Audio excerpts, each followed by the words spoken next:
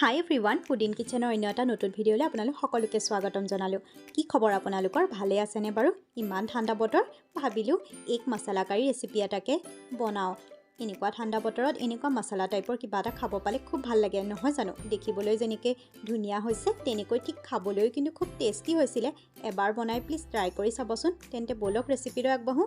ইয়াৰ কাৰণে মই এয়া বইল কৰি লৈছোঁ ডিম 5টা, পিঁয়াজ লৈছোঁ 4টা, এটা মোৰ ডাঙৰ পিঁয়াজ আছে, আপোনালোকে মিডিয়াম চাইজৰ 5টা ল'ব, বিলাহী আৰু গোটা নহৰু 2টা, শুকান মছলাৰ ভিতৰত শুকান জলকীয়া, তেজপাত 2 খিলা, আদা নহৰু আৰু ইলাচি লং ডালচেনি, এইখিনি গোটেইখিনি মই এনেদৰে ভালকৈ যা যোগাৰ কৰি লৈছোঁ। আদা নহৰুখিনি মই পিচি ল'ম। এতিয়া গোটেইখিনি পিঁয়াজ মই এনেধৰণে সৰু সৰুকৈ স্লাইচ কৰি কাটি লৈছোঁ। গোটেইখিনি এনেকৈ স্লাইচ কৰি কাটি ল'ব লাগিব আৰু তাৰপিছত এনেদৰে গোটেই পাহবিলাক এনেকৈ এৰুৱাই দিব লাগিব, তেতিয়া চব্জিখন খাবলৈ বেছি সোৱাদ হয়। এনেকৈ গোটেইখিনি পিঁয়াজৰ পাহবিলাক এনেকৈ এৰুৱাই ল'ব। এয়া চাওক, এনেধৰণৰ হ'ব লাগিব। মই এনেকৈ এৰুৱাই ল'লোঁ আৰু ইফালে আদা নহৰু আৰু শুকান জলকীয়াকেইটা দি মই এনেকৈ পিচি ল'লোঁ। এতিয়া এইখিনি হৈ গ'ল। এতিয়া তেনেহ'লে কেৰাহীখন ইফালে পাতি দিছোঁ মই আৰু এতিয়া বনাবলৈ আৰম্ভ কৰোঁ। কেৰাহীটো গৰম হৈ গ'ল। এতিয়া মই ইয়াতে জোখত তেল দি দিছোঁ আৰু এইখিনি এতিয়া গৰম হোৱাৰ পিছত মই ইয়াতে ডিমখিনি ভাজি ল'ম। আৰু ইফালে মই এই ডিমখিনি এনেদৰে কাচি লৈছোঁ। এনেকৈ কাচি দিলে তেলবিলাক ফুটিও নাযায় আৰু লগতে খাবলৈ খুব টেষ্ট লাগে, কাৰণ ইয়াত মছলাবিলাক সোমাই যায় ধুনীয়াকৈ। এনেদৰে মই এতিয়া গোটেইখিনি কাচি ল'লোঁ আৰু এতিয়া এটা এটাকৈ তেলখিনিত দি পেলাই ফ্ৰাই কৰি যাম। তেল গৰম হৈ গ'ল। এতিয়া ইয়াতে মই গোটেইখিনি ডিম এনেদৰে দি যাম আৰু অকণমান ইয়াতে হালধি আৰু নিমখ দি গোটেইখিনি ভালকৈ মিক্স কৰিম আৰু এইখিনি পূৰা ৰঙচুৱা হোৱালৈকে ভাজি থাকিম। ডিমখিনি এনেকুৱা ৰঙচুৱা হোৱালৈকে ভাজিব লাগিব। এয়া চাওক, মোৰ এনেকুৱা ৰঙচুৱা হোৱালৈকে ভাজা হৈ গৈছে। এতিয়া এইখিনি মই এখন প্লেটত কাঢ়ি ল'ম। বাকী ৰৈ যোৱা তেলতে মই এয়া গোটা জিৰা, ইলাচি লং ডালচেনি আৰু তেজপাত খিলাও দি দিছোঁ আৰু এতিয়া ইয়াতে আদা নহৰুৰ পেষ্টখিনিও দি এইখিনিৰ কেঁচা গোন্ধ যোৱালৈকে অকণ সময় ভাজি থাকিম। আদা নহৰুখিনি ভাজা হৈ গৈছে। এতিয়া ইয়াতে মই পিঁয়াজখিনি দি দিলোঁ আৰু এইখিনি এতিয়া প্ৰায় 5 পৰা 6 মিনিট সময় ভালকৈ গল্ডেন ব্ৰাউন হোৱালৈকে আৰু এইখিনি যেতিয়ালৈকে অকণমান কোমলি নাযায় তেনেকুৱালৈকে ভাজি থাকিব লাগিব।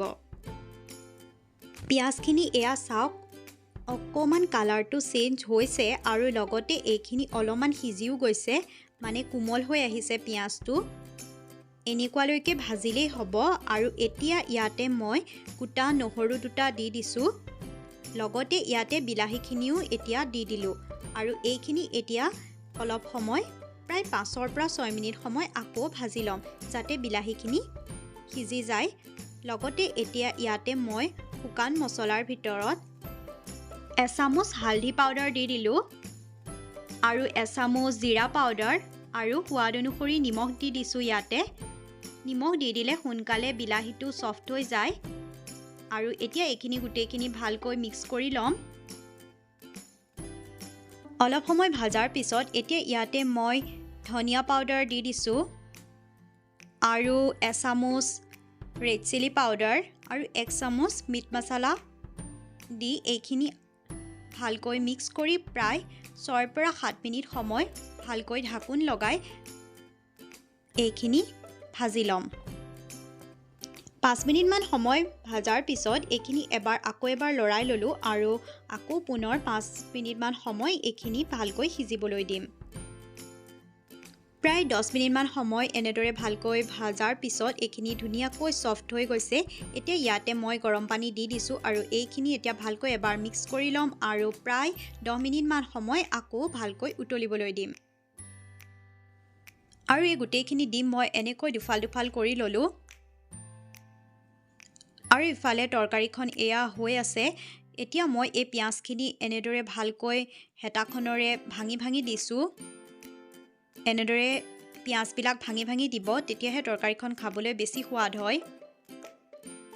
এয়া এনেকৈ হেঁচা দি দি এনেকৈ ভাঙি ভাঙি দিলে গোটেই পিঁয়াজ আৰু বিলাহীবিলাক ধুনীয়াকৈ ভাঙি যায়।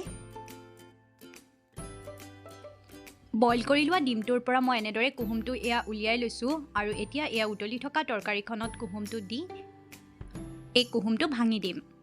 এনেদৰে তৰকাৰীখনত কুহুম এটা দি পেলাই ভাঙি খাই চাবচোন, খাবলৈ খুব টেষ্ট হয় তৰকাৰীখন। আৰু বাকী এতিয়া ইয়াতে মই বাকীখিনি ডিমো এনেদৰে ফালি লোৱা ডিমখিনি ইয়াত দি দিছোঁ আৰু এতিয়া এইখিনি প্ৰায় 5 মিনিটমান সময় উতলিলে আমাৰ তৰকাৰী ৰেডি হৈ যাব।